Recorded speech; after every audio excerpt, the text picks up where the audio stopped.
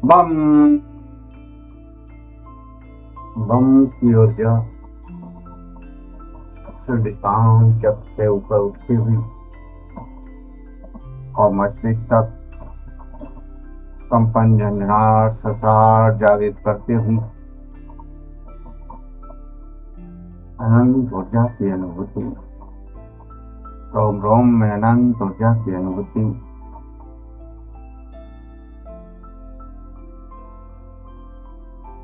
शिव को हम जिस रूप में देखते हैं, जिस रूप में जानते हैं, पहचानते हैं, वह उनका केवल बाहरी स्वरूप है। भारतीय दर्शन, उपनिषद, आगम तंत्र और योग परंपरा में शिव को परम चेतना, योग कॉन्शियसनेस कहा गया है। उनके स्वरूप का प्रत्येक अंग, प्रत्येक आभूषण, प्रत्येक प्रतीक साधना को आत्मज्ञान की ओर ले जाने वाला एक गहन संदेश है। शिव के स्वरूप को देखना है, शिव के स्वरूप को जानना है, शिव के स्वरूप को पहचानना है। शिव जो कभी ना तो उत्पन्न होते हैं, ना कभी नष्ट होते हैं, जो समय, स्थान और कारण से परे हैं, जो हर जीव की आत्मा में, चेतना में निवास करते हैं, विद्यमान हैं, जिनकी ऊर्जा से ये पंचतत्व रूपी शरीर चल रहा है। जब तक शिव की ऊर्जा, चेतना इन पंचतत्वों से जुड़ी है, ये शरीर खाता है, पीता है, सोचता है, समझता है, विचार करता है, क्रियाएं करता है, लेकिन जिस पल ये चेतना इससे हट जाती है तो शरीर मृत्यु को प्राप्त हो जाता है। पंचतत्व में विलीन होने लगते हैं, मिलने लगते हैं और सारे तत्व बिखर कर अलग अलग हो जाते हैं। शरीर का अंत हो जाता है। संपूर्ण ब्रह्मांड इसी ऊर्जा पर टिका है। इसी ऊर्जा से प्रकृति में जो कुछ भी घट रहा है, जो कुछ भी नया हो रहा है, वह सब शिव की ऊर्जा का ही रहस्य है। वृक्ष बड़े होते हैं, फल देते हैं, फिर बीज बनता है और सारी सृष्टि इसी प्रकार चल रही है। मनुष्य जन्म लेता है, बड़ा होता है, अनेक विचार, अनेक शरीर बदलता है, भावनाएं बदलती हैं, परंतु इन सब परिवर्तनों को देखने वाला चेतना, साक्षी शिव ऊर्जा कभी नहीं बदलती। जो ये सब देख रहा है, घटनाएं घट रही हैं, सब कुछ निरंतर बदलता जा रहा है, कुछ भी स्थायी नहीं है, वह सब भौतिकता है। और इन सबको देखने वाला साक्षी जो निरंतर देख रहा है, अनंत जन्मों को जिसने देखा है, अनंत कालों को जिसने देखा है, अनंत घटनाओं को जिसने देखा है, वह कभी नहीं बदला। वह पहले भी साक्षी था, पहले भी देखता था, आज भी देखता है और आगे भी देखता रहेगा। यही शिव तत्व है, यही शुद्ध चेतना है। शिव की जटाएं चारों तरफ बिखरी हैं, जो केवल तपस्वी जीवन का चिन्ह नहीं है। मन की चंचल ऊर्जा जो बिखरी हुई है, उसे संयमित करना है, एकाग्रचित करना है। सामान्य मनुष्य का मन हजारों इच्छाओं और विचारों में, भावनाओं में उलझा रहता है, परंतु योगी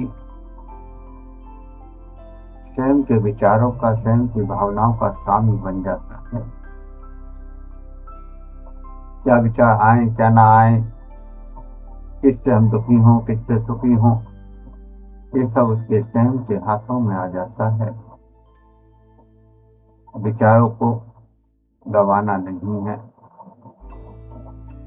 क्योंकि अगर विचारों को दबाया तो वह आगे चलकर डिप्रेशन कर देंगे, अनिंदा के कारण बन जाएंगे, अनेक बीमारियों का कारण बन जाएंगे।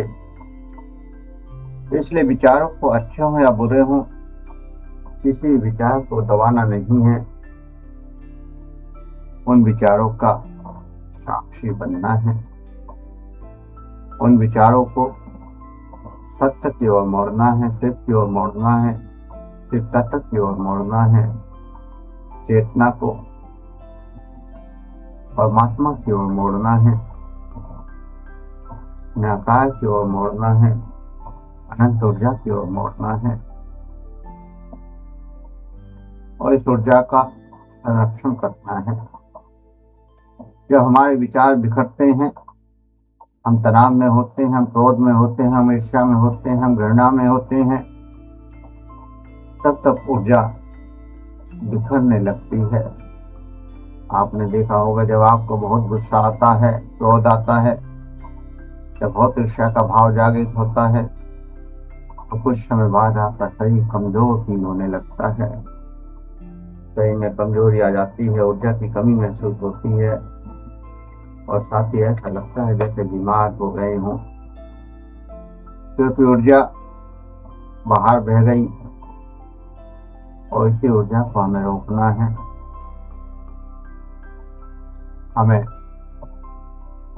हम जितना शांत रहेंगे, जितना उस परमात्मा से जुड़े रहेंगे, जितना शिव तत्व की ऊर्जा से जुड़े रहेंगे, जितना प्रेम और आनंद से रहेंगे, उतनी ही ऊर्जा का संरक्षण होता रहेगा, उतनी ही ऊर्जा हमारे अंदर प्रवाहित होती रहेगी और बढ़ती रहेगी। और ये ऊर्जा ही मुक्ति की ओर ले जाती है, शांति की ओर ले जाती है, आनंद की ओर ले जाती है, सत्य की ओर ले जाती है, परमात्मा की ओर ले जाती है। जटाओं से बहती गंगा, ज्ञान और कृपा का प्रभाव। जब गंगा सबसे पृथ्वी पर उतरी, उनको धारण करने के लिए शिव ने अपनी जटाओं में समाहित किया। गंगा दिव्य ज्ञान और कृपा का प्रतीक है। यदि ज्ञान बिना विवेक के आए तो वह अहंकार बन जाता है। शिव की जटाएं बताती हैं कि ज्ञान को स्थिर, विनम्र, संतुलित मन में धारण करना चाहिए। जो अंदर ऊर्जा बढ़ रही है, जो अंदर अंत जगत के अनुभव हो रहे हैं, जो अंत जगत का ज्ञान प्रकट हो रहा है, जो ऊर्जा के द्वारा हमें अनुभव हो रहे हैं, उस ज्ञान को जीवन में उतारना है। ज्ञान का प्रभाव स्वयं से दूसरे की ओर प्रभावित करने का प्रयास करना है, और नहीं तो स्वयं भी अब अगर हम इस ज्ञान में जी लें तो हम कष्टों से मुक्त हो जाते हैं, तनावों से मुक्त हो जाते हैं, बीमारियों से मुक्त हो जाते हैं। हमें इस आनंद में रहना है, और जो अनुभूतियां होती जा रही हैं, ऊर्जा से आगे तरंगे बढ़ती जा रही हैं, और साथ ही जो ज्ञान अंदर हो रहा है, उस सत्य को गहराई से जीवन में उतारना है, बिना किसी अहंकार के। मस्तक पर चंद्रमा, शीतल और संतुलित मन। चंद्रमा मन का प्रतीक होता है। शिव ने चंद्रमा को अपने मस्तक पर धारण किया, अर्थात उनका मन पूर्ण शांत है, संतुलित है। जीवन में सुख दुख लाभ हानि सम्मान अपमान आते जाते रहेंगे, पर जिसने मन को शीतल बना लिया, मन को सहज बना लिया, वही शिव तत्व के निकट पहुंच पाता है, शिव ऊर्जा से जुड़ पाता है। कोई प्रतिक्रिया नहीं करनी, केवल सजग रहना है। कोई उत्तेजना नहीं, केवल शांति संतुलित और विवेक के साथ रहना है। एक एक विचार पर हम प्रतिक्रियाएं करते हैं, एक एक अनुभव पर हम प्रतिक्रियाएं करते हैं। जैसी कोई अंदर घटना घटी और हम विचलित हो जाते हैं, जैसा कोई नेगेटिव दृश्य सामने आ जाए हम भ्रमित हो जाते हैं, घबरा जाते हैं, ये कैसे हो गया। कोई भी नकारात्मक दृश्य, कोई भी नकारात्मक एहसास हमें अंदर से हिलाने लगता है, क्योंकि हम उसके प्रति प्रतिक्रियाएं करते हैं। हमें इन प्रतिक्रियाओं से आगे बढ़ना है। अंदर क्या दृश्य आ रहा है, कैसी ऊर्जा जागृत हो रही है, कैसे भाव उस ऊर्जा से आ रहे हैं, हमें उस पर कोई विचार नहीं करना है, कोई क्रिया नहीं करनी है, कोई प्रतिक्रिया नहीं करनी है। मन के प्रत्येक विचार पर केवल शांत भाव से, साक्षी भाव से बैठे रहना है। अर्थात चंद्रमा की शीतलता हमारे मस्तिष्क में जहाँ अनंत विचारों का भंडार है, वहाँ शीतलता बनी रहे, शांति बनी रहे। ये चंद्रमा प्रतीक मस्तक के ऊपर यही दर्शाता है कि हम शिव तत्व की तरह, शिव शक्ति की तरह मन में कोई प्रतिक्रिया न हो, स्थिर हो जाए या विचल हो जाए। और तीसरा नाथ आत्मज्ञान और विवेक का नेत्र जो सबसे रहस्यमय है, जो भौतिक नहीं है, जो ज्ञान चक्षु है, जहाँ ज्ञान समाप्त हो जाता है और सत्य का दर्शन होता है। शिव ने तीसरा नेत्र खोल कर कामदेव को भस्म किया था। अर्थात ध्यान के द्वारा जब हमारा तीसरा नेत्र जागृत होता है, थर्ड आई जागृत होती है, आज्ञा चक्र में हम प्रवेश करते हैं, तो जो अनियंत्रित वासनाएं हैं, अज्ञान है, वह मिटने लगता है। जो हम भौतिकता की इच्छाओं के प्रति लगातार दौड़ रहे हैं, वह दौड़ सीमित होने लगती है। जीवन में संतोष फल मिलने लगता है। जो है अच्छा है, जैसा हो रहा है अच्छा है, जो होगा वो भी अच्छा है, सब कुछ उस परम शक्ति परम शिव को समर्पित कर देना है। थर्ड आई शांति का प्रतीक है, जहाँ आत्मज्ञान का प्रकाश जागृत होता है। आत्मज्ञान, आत्मा का ज्ञान, उस परम ऊर्जा का ज्ञान कि मैं कौन हूँ, मैं क्या हूँ, मेरा उद्देश्य क्या है, मैं क्यों बार बार जन्म ले रहा हूँ। ऐसे अनेक विचार का रहस्य इस आज्ञा चक्र में खुलता है। ये बाहरी वस्तुओं को देखने का नेत्र नहीं है, ये अंत जगत को देखने का नेत्र है। और जैसे बाहर की दुनिया में अच्छा बुरा सब कुछ है, ऐसे ही अंदर की दुनिया में भी अच्छा भी है, बुरा भी है। लेकिन उस सब को केवल साक्षी भाव से देखते जाना है, देखते जाना है, देखते जाना है।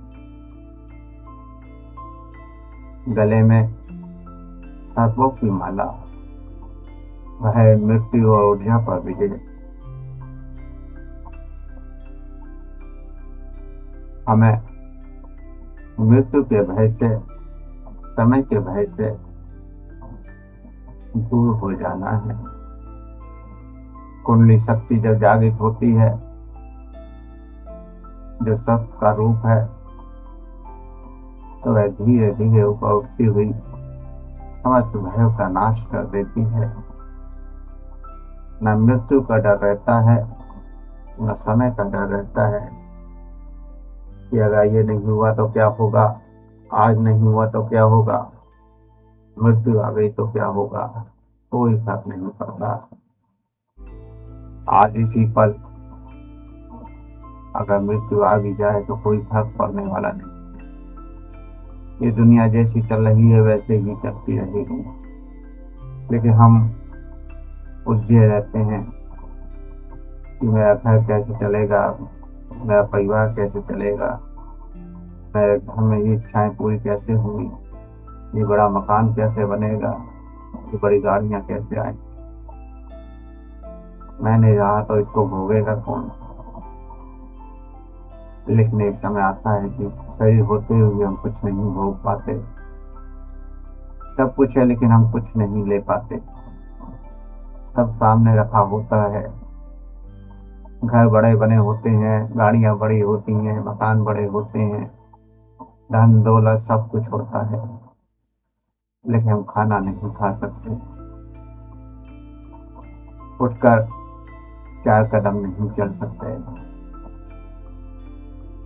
ऐसी स्थितियां भी आती हैं,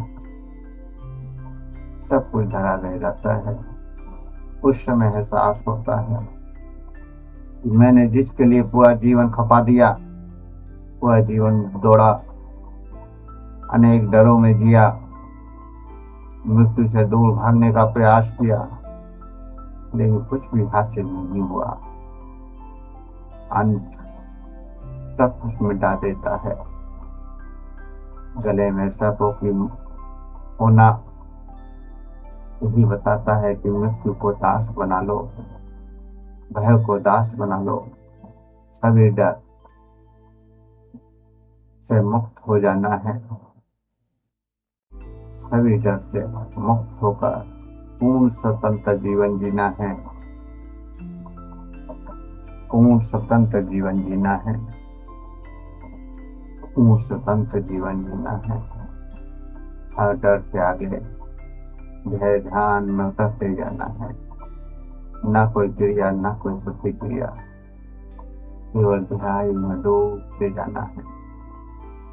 शिव को देखते हुए, शिव तत्व के रहस्य को समझते हुए अनंत गहरे ध्यान में, गहरे माशून्य में डूबते जाना है, डूबते जाना है, होते चले जाना है, होते चले जाना है, होते चले जाना है। 10 मिनट इस अनंत ऊर्जा का आनंद लेते जाना है, अनंत आनंद लेते जाना है। वो मंत्र का मन ही मन उच्चारण होता रहे, शिव मंत्र का अंदर अंदर उच्चारण होता रहे, और शिव की शक्ति, रूप की शक्ति सामने जागृत होती रहे, और शक्ति की गहराइयों में डूबते चले जाएं, होते चले जाएं, हो, हो।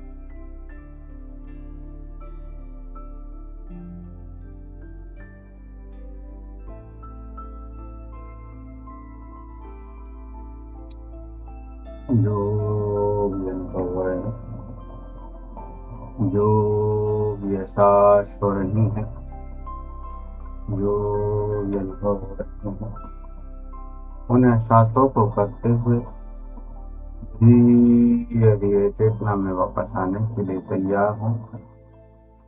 शरीर का एहसास, श्वासों का एहसास, शरीर का एहसास, श्वासों का एहसास, और तो गहरे लंबे सांस, तो गहरे लंबे सांस, तो गहरे लंबे सांस। हाथों की उंगलियों में हलचल करें, हथेलियों को रख करें, गर्म करें, हथेलियों को रख करें, गर्म करें, आंखों पर लगाएं, चेहरे पर लगाएं, और धीरे धीरे आप खोलते हुए चेतना में वापस आ जाएंगे। धीरे धीरे आप खोलते हुए चेतना में वापस आ जाएंगे। तो शरीर चेतना में वापस आ जाए। अब किसी साधक का कोई क्वेश्चन हो तो पूछ सकते हैं, किसी को कुछ कहना हो तो कह सकते हैं।